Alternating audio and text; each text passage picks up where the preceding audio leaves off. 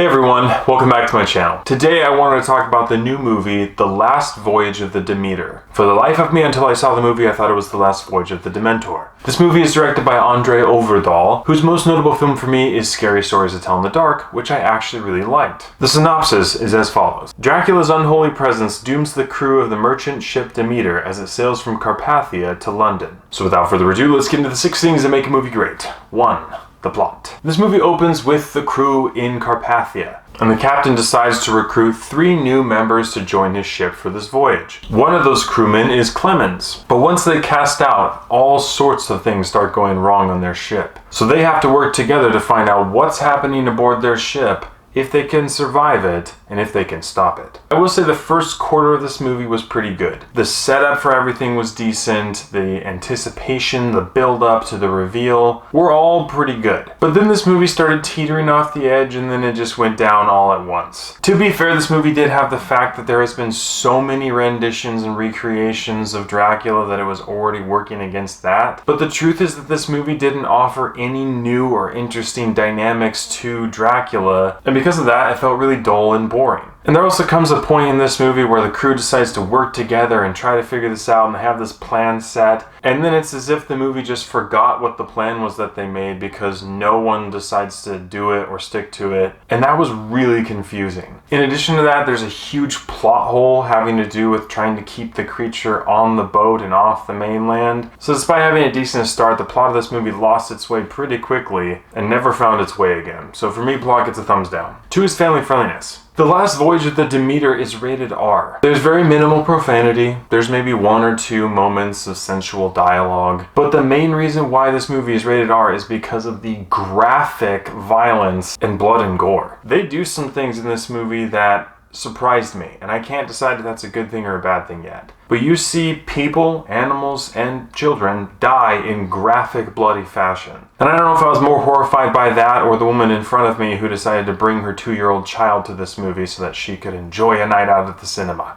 I'm losing faith in humanity.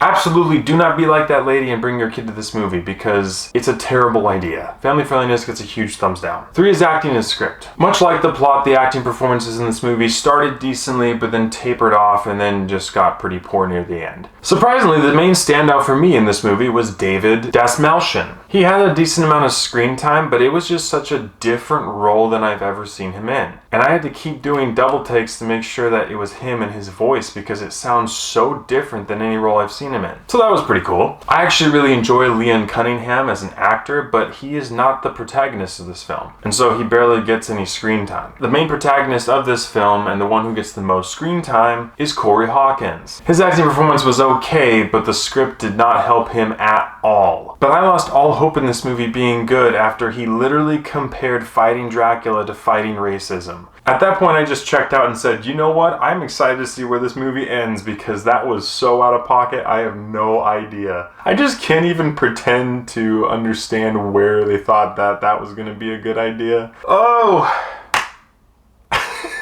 Overall, acting and script for me get a thumbs down. 4 is character development. Again, you have a handful of personalities on the boat, like the drunk, the Irishman, the stereotypical crazy Christian. This movie had opportunities to develop people's characters, but it chose not to. They also had opportunities to deepen the character of Clemens, but unfortunately they had him hide behind his race the whole movie. And as a result, again, you don't care about any of the characters in this movie, or whether they live or die. The wild card in this movie was Anna. Her character had the opportunity to be interesting and add some depth to the movie, and while her acting performance was fine, the character development bit just didn't happen and it kind of just fell on its face. They definitely could have done more interesting things with her character, but instead, she was just as shallow as everybody else. So for me, character development gets a thumbs down. 5 is visuals and CGI. Most of the CGI has to do with Dracula himself, but it wasn't bad. It definitely helped that most of this movie was shot in really dark form, but it didn't pull me out of the movie and it served its purpose. Visually, this movie is not scary, it's just extremely bloody and gory. And while there were a couple creative deaths, at a certain point they kind of tapered off as well. Don't get me wrong, the deaths in this movie are brutal and graphic. And because of that, this movie kind of fell into the slasher horror film category, and I wasn't really expecting it to do that. But in and of themselves, the visuals and CGI in this movie were not an issue, but they weren't enough to save the film. So for me, visuals and CGI get a thumbs up. And 6 is rewatchability. The Last Voyage of the Demeter is an hour and 59 minutes long. And the question that I asked myself at the beginning of this film is, if we are trapped on this boat for the entire movie, how are they going to fill 2 hours? And the answer is not with really interesting plot points and characters. While there was a certain level of discovery that took place over every night that you were on this boat, at a certain point it just feels like they're dragging it on longer than it needs to go. Personally, I didn't feel like we were trapped on the boat, though you were on the boat for the entire movie. But this movie definitely was way longer than it needed to be, and it was a slow burn, boring horror film. So for me, rewatchability gets a thumbs down. With all these areas considered, I have to give The Last Voyage of the Demeter a 3 out of 10. This movie started decently, had a couple okay acting performances at the beginning, and had some really brutal deaths. But every single area of this movie started tapering off and then dropped for the final act. There was no character development. There were no interesting plot points added to the story of Dracula. It seemed like some details were neglected or fell through the cracks. And the script of this movie was lazy, terrible, and confusing. If by the end of the film you're asking yourself whether the bigger antagonist is Dracula or racism,